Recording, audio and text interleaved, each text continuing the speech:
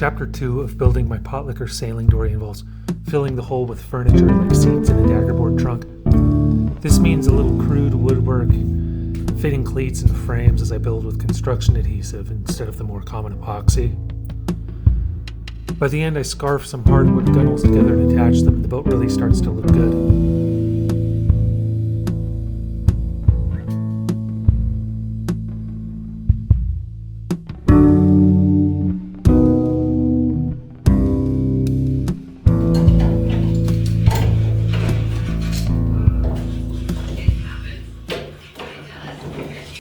This bow transom was the only piece that got traced and cut to fit. Some mistake in my math showed it much narrower than it needed to be when I was developing pieces. Putting it on reveals the twist in the hole that I mentioned in the previous video. And so this panda is, I feel more right. You live longer than we do. These are the things that we are witnessing. Each day in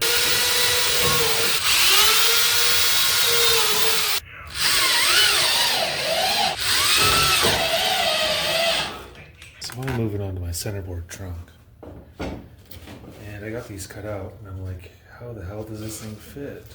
So, the top edges will be square. So I look at that and I know that's not the top.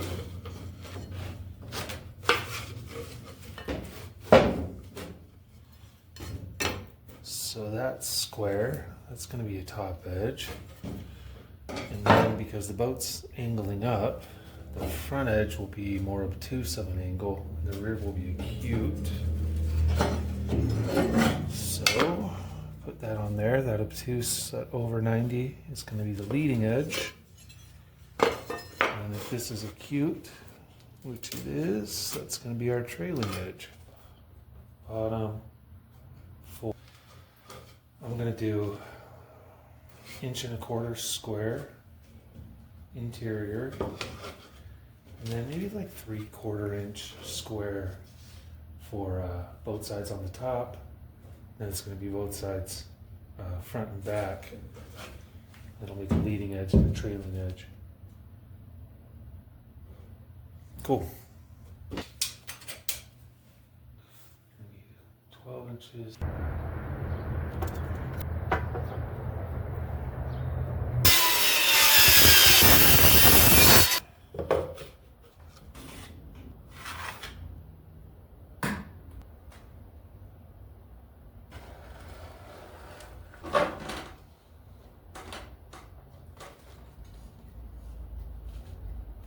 This PL Premium version of Poor Man's Fiberglass is the wrong alternative to real glass and epoxy. The adhesive retains its strength with water exposure, but it is still less abrasion resistant than glass, which is what I'm using it for here in the trunk. Also, it off-gasses and bubbles under the fabric, and I could have avoided the bubbles by using a poly roofing sealant that's like the same adhesive, but it kicks slower, but it's going to be a long time if I ever apply this material again. Go for the other one with no cleats. It's ready to get fitted in there. And so I'm going to mark and clear some space. So I'm going to cut that back corner first. Let me mark that.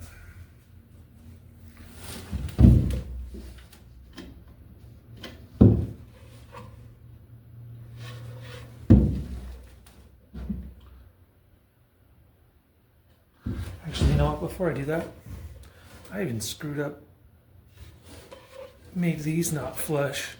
So I'm going to square these edges up first.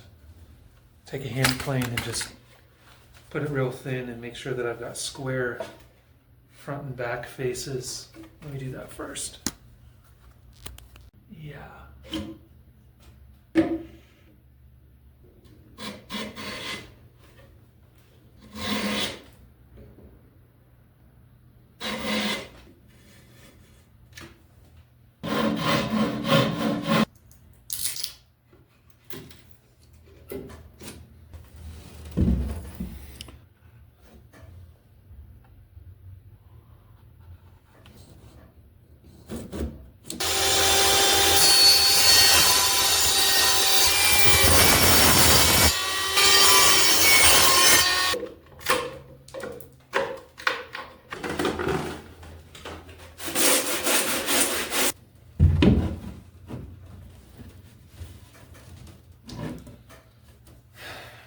So I could line that up fore and aft. I need to turn that out just a touch.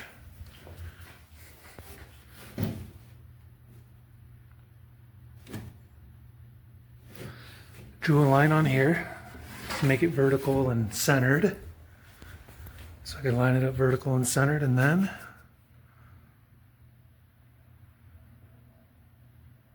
that looks good to me.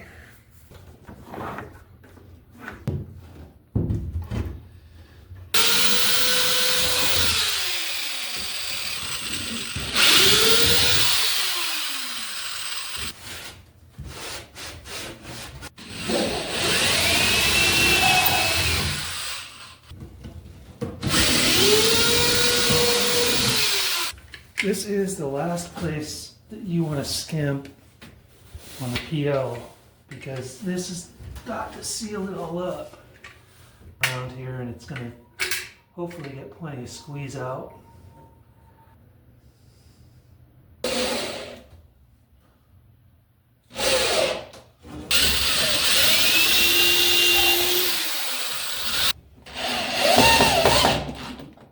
I'm going to do 12 inches tall across the top, 3 1/8 inch, 8 inches across the bottom, and that'll be that gusset on the front edge of the daggerboard truck.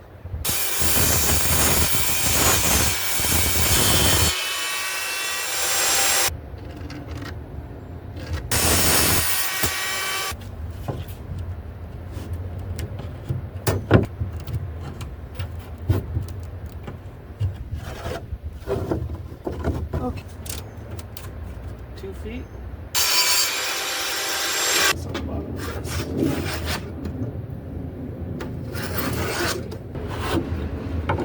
All right.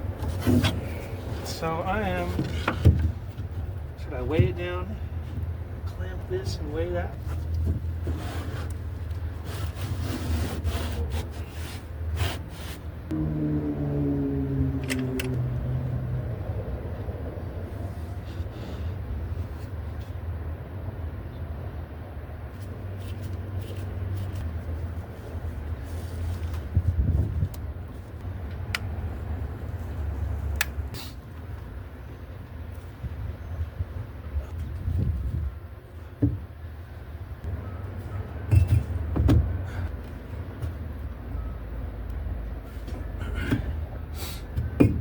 And so with a little piece of scrap, I drew out the mast step.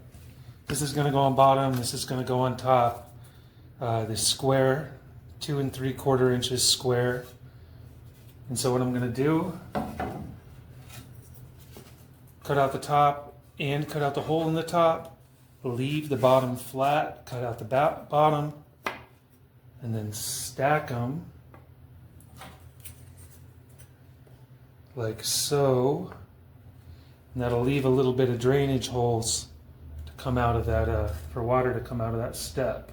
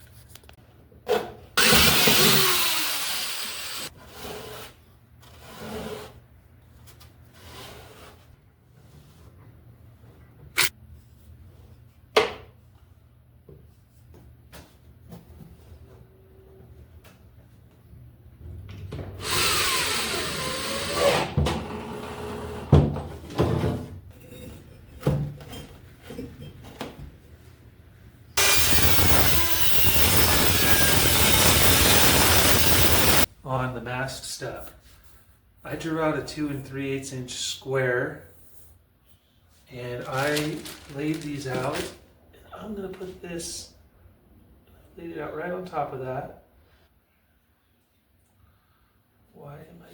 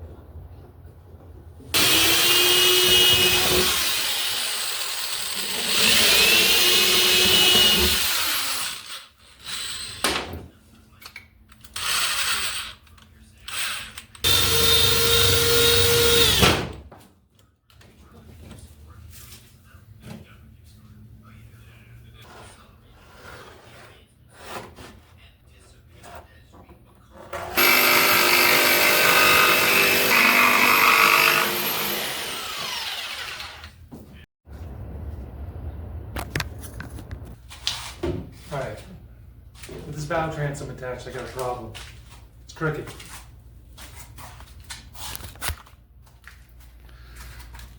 So if you see this line here, and my lines in the back, they do not line up. Those are diagonal. So I'm gonna see if I can fix that.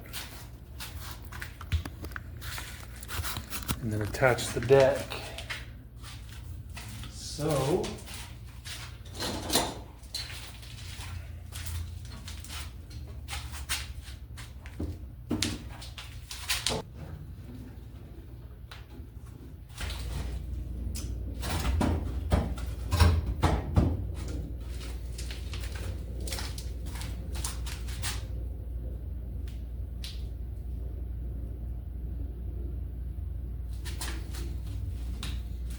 that's pretty damn close right there.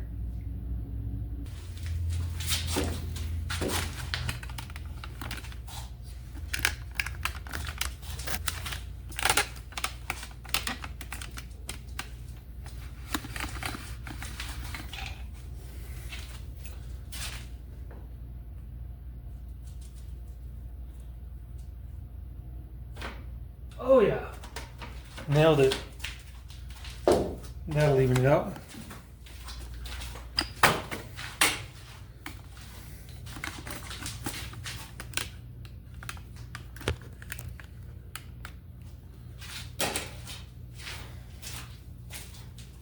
So with my, I don't know what to call that, my striking brace lined up, I can get serious about attaching this bow piece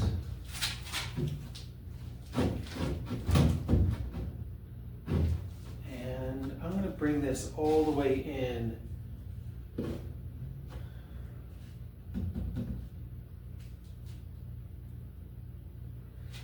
So I'm torn whether I want to put a deck on top or put this right here, but I like this more. I originally was going to put a deck right on top of this, but then I have this bow piece that I cut or this was like an original deck piece that I mismeasured. Somehow calculated this wrong off my drawing. And I think, nah, that can't be where the valve was originally supposed to be. It's way too low. I gotta get this in here. Gotta get it in a little bit more. I'm just gonna lift that a touch.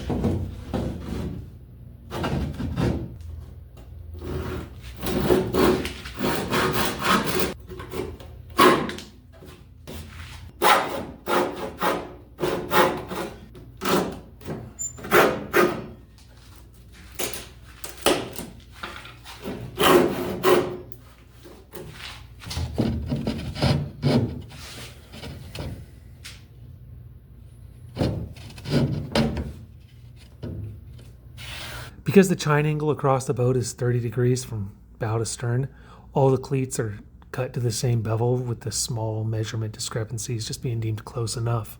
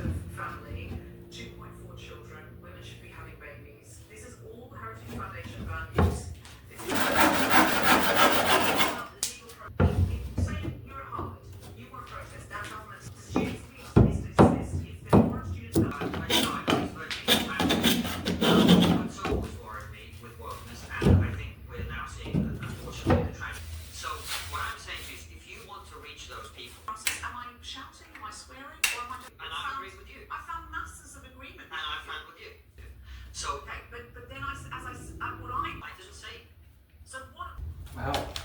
Because there's, if I remember right, when he started. It's also scary at the same time because, like, I'm starting. Alright, it's a mess in here, but I'm ready to glue all my thwarts down.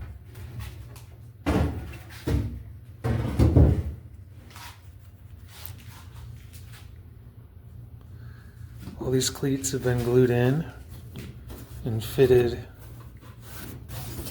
on these cleats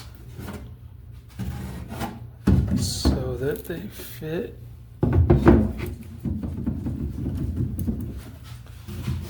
That's as good as I'm gonna get. This front end, of course, has no cleats.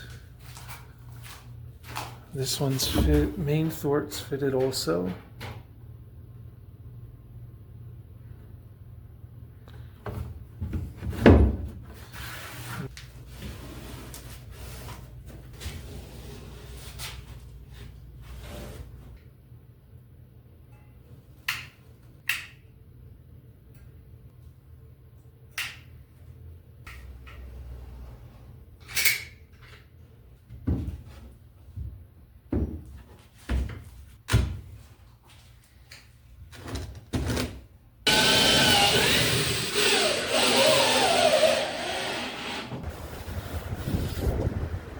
Hardwood, ash.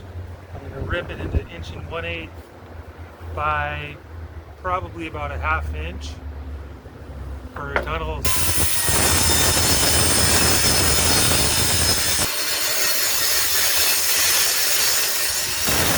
I am going to cheat to join these. So at about 1/2 inch thick, 5 inches down. We make this a 10-to-1 ratio. So I'm going to mark 5 inches down.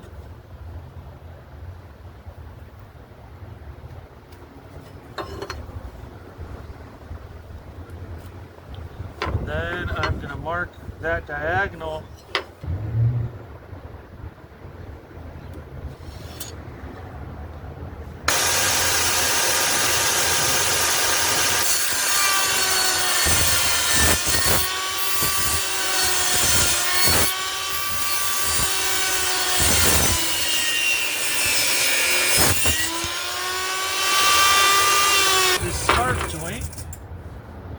Is now 10-to-1, and I should be able to glue those up like that. I might have to clean it up a touch, but that looks pretty darn good to me right there.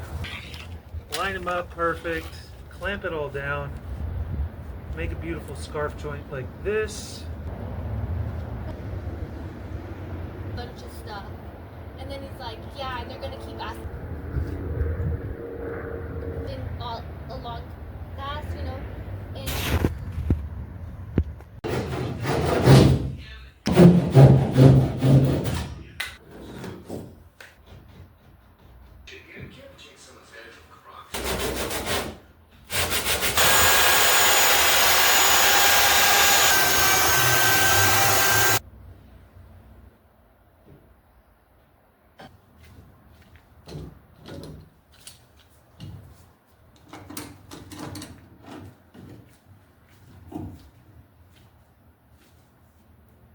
Alright, gunnel, gluing up one gunnel at a time because I'm using 49 clamps for each one to get the appropriate squeeze out on this PL Premium.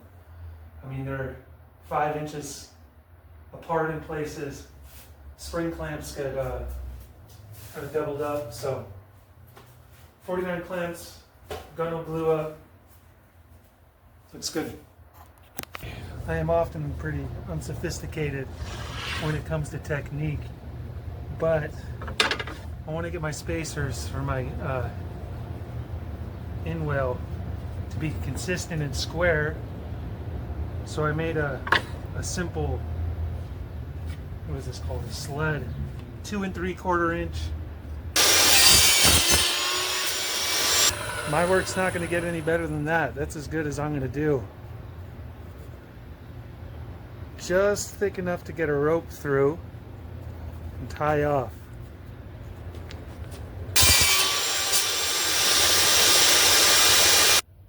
Okay, so my gunnels are 1 1/4 inch tall, and these spacers are, I think, 2 1/4, 2 5/8, and these spacers are 2 5/8 long. So I just add them together and it's worked out where I put it like that, and then add the new one. So 1 1/4 inch, 2 5/8. About 4 inches between them, about 4 inches spaced. Let's check. Yeah, 3 7/8. So 3 7/8 inch space, but it's just the height and the length, and it makes it easy. And it's worked out to be good spacing on this. Another thing is I'm kind of centering mine, thinking about where I'm going to row from. So I'm going to make thole pins, and so my oars will be set back the thickness of 1.5 oars or so, back from that thole pin location. So I'm putting mine 19 inches from the edge of the seat. My last boat, I put them 22 inches from the edge of the seat, and I was a little bit too far on the edge, a little bit too far on that edge when I rowed. So this one I'm going to do it 19 inches from the edge of the seat, where I'm going to put that thole pin location.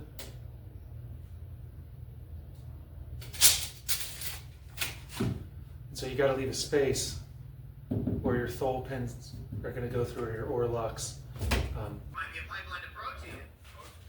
So this is what women are up to right now. They're doing.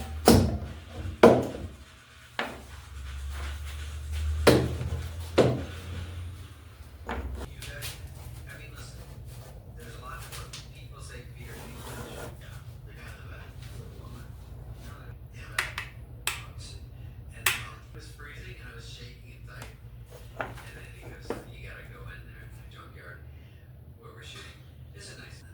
Every day at some point you would afford it. And if you are put a quart of oil in it, you know? Yeah. But the red or just different. And then now, like when I go to the gas station, and they always have like when he talks to me, I think he knows how to joke a little. It's some joking fast. It's time to actually for me to do it. I'm factormeals.com/random50 off. You do what you will. I'm just pointing it out. Now, this is what I found down there.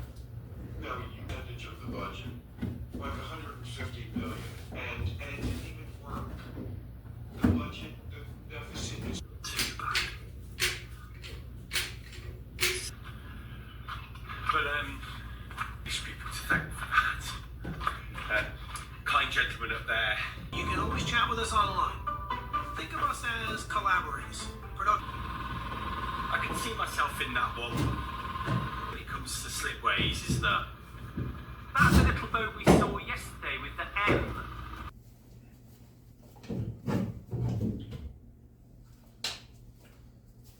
So this got glued up yesterday, and I'm leaving a couple clamps in the spots where it's going to have the most tension, the most tensile force on it, and I'll leave that for another day or two.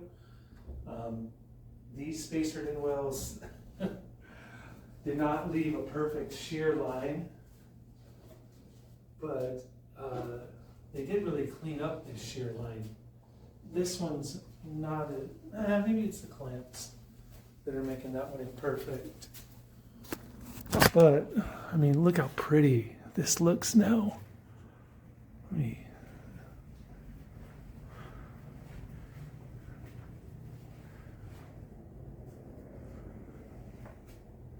Man, that shot right there, huh? Yeah, spacered inwells are just gorgeous. And they give 1,000 spots to tie off from. It's like half the reason to make a wooden boat. It's for those spacered inwells.